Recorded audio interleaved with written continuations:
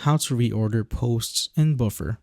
So from the left-hand menu right here, click on the specific social account that you want to manage. So for me, I'm going to go with my LinkedIn account. After that, click on the queue tab right here to see your scheduled posts. So what you want to do now is click and hold the post, then drag it to a new position in the queue. So let's say I want to drag this to Saturday.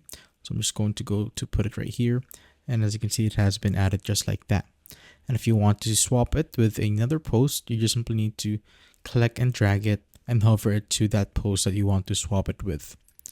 And as you can see, it has been swapped. What you can also do is, let's say you're at the bottom, and it will be hard if you just basically drag it and just scroll up towards the top or to the next available slot. So what you can do is click on the three-dot icon, then click on reorder, and you could either move it to the very top or move it to the next available slot. So let's say I want to move it to the next available slot.